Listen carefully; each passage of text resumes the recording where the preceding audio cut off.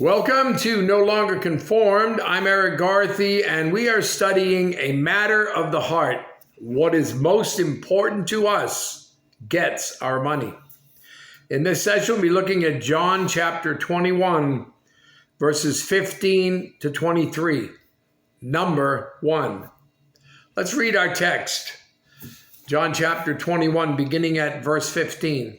So when they had eaten breakfast, Jesus said to Simon Peter, Simon, son of Jonah, do you love me more than these? And he said to him, Yes, Lord, you know that I love you. He said to him, Feed my lambs. He said to him a second time, Simon, son of Jonah, do you love me? He said to him, Yes, Lord, you know that I love you. He said to him, Tend my sheep. He said to him the third time, Simon, son of Jonah, do you love me? And Peter was grieved because the Lord said to him the third time, Do you love me? And he said to him, Lord, you know all things. You know that I love you. Jesus said to him, Feed my sheep. Most assuredly, I say to you, when you were younger, you girded yourself and you walked where you wished.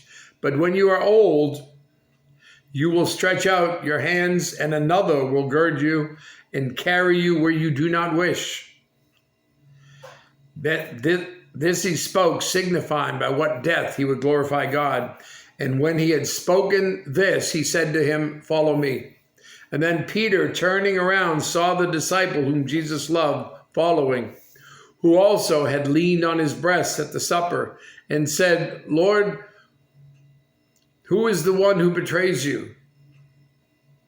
Peter, seeing him, said to Jesus, But Lord, what about this man? Jesus said to him, If I will that he remains till I come, what is that to you? You follow me. And then this saying went out among the brethren that this disciple would not die. Yet Jesus did not say to him that he would not die, but if I will that he remain till I come, what is that to you? Who is number one in your life? This scene is after the crucifixion. It's a scene where the disciples had gone fishing, and then they came in, and Jesus cooked some food, and they had breakfast together. And then there was this exchange with Jesus and Peter. Obviously, after Peter had betrayed him, Peter had denied him. So when was it? It was after the resurrection. Jesus had already appeared to them. Where was it? Well, it was at the Sea of Tiberias. And who was there? 7 of the 11 disciples. We don't know all of who were there, but a few of them. So, and the setting here is that Peter and the others went fishing. They fished all night, caught nothing.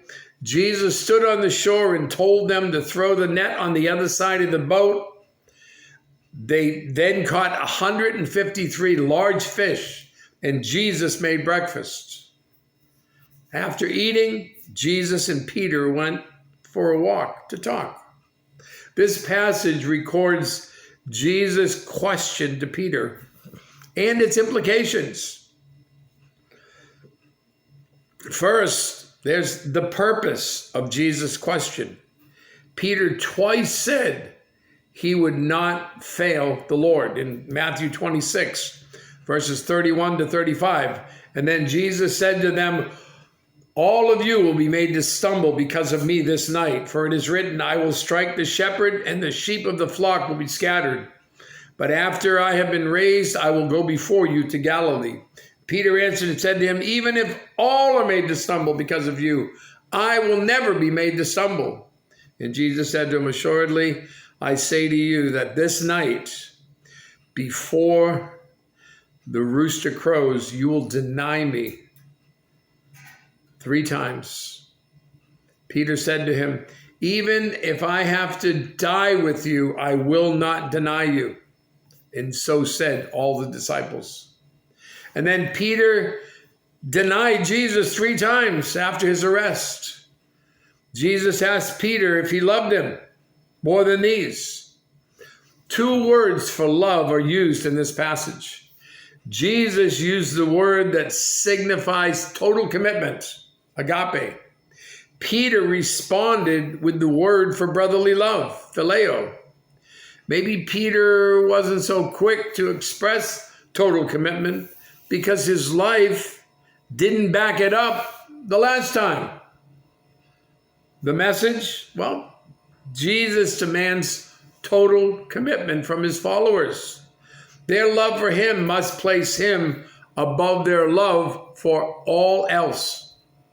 Jesus wanted Peter to lead his disciples, but to be an effective shepherd, his desire must reflect a supreme love for his Lord.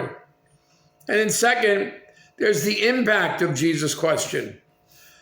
Peter was grieved.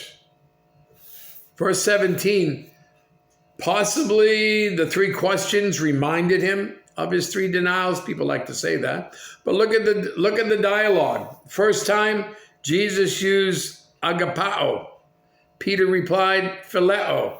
Second time, Jesus used agapais. Peter replied, phileo.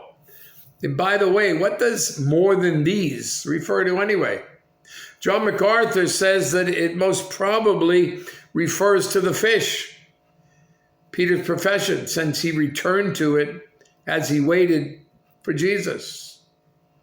The argument is that Jesus wanted Peter to love him supremely, to forsake everything he was familiar with, and exclusively be devoted to him as a fisher of men. Maybe it referred to the other disciples, considering Peter's claim, even if all are made to stumble because of you, I will never be made to stumble. And then the third time, Jesus used phileis. Peter still used phileo. So why the grief? Well, twice Jesus used the term for highest commitment, and three times Peter used the term for friendship love. Peter didn't rise to express total commitment, so Jesus lowered himself to Peter. This humbled Peter. It truly broke his heart. Until this point, Peter thought he was safe with less than total commitment. Jesus got his attention. The master doesn't lower his standard. The servant rises to serve the master. And then third, there's the result of Jesus' question. It brought Peter to the place of a suitable servant. 1 Peter chapter 5, verses 1 through 3. The elders who are among you, I exhort. I, who am a fellow elder and a witness to the sufferings of Christ, and also a partaker of the glory that will be revealed. Shepherd the flock of God, which is among you, serving as overseers, not by compulsion, but willingly, not for dishonest gain, but eagerly, not as being lords over those entrusted to you, but being examples to the flock. Peter was forgiven and commissioned. You follow me. John 21, verse 22. The lesson? Well, Jesus prophesied Peter's death as a martyr. His call for devotion also means that the devotion could result in death. Look at Matthew chapter 10, verse 34, down to verse 39. Do not think that I come to bring peace on earth. I did not come to bring peace, but a sword. For I have come to set a man against his father, a daughter against her mother, a daughter-in-law against her mother-in-law. And a man's enemies will be those of his own household. He who loves father or mother more than me is not worthy of me. And he who loves son or daughter more than me is not worthy of me. And he who does not take his cross and follow after me is not worthy of me. He who finds his life will lose it. And he who loses his life for my sake will find it. Whenever a Christian follows Christ, he must be prepared to suffer and die. Peter served Jesus faithfully for more than 35 years before he was executed by Nero, sometime around AD 67, 68. He was crucified upside down by his own request, considering himself not worthy to die like Jesus Christ. Peter asked about John. Was it the concern of a friend?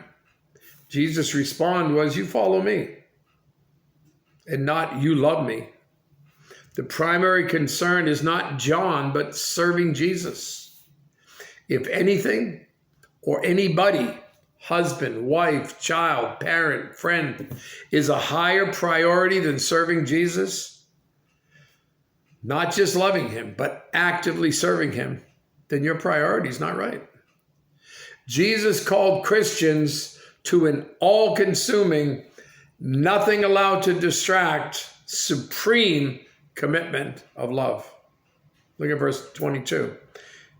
If I will that he remain till I come, what is that to you? You follow me. What Jesus does with others is not our concern.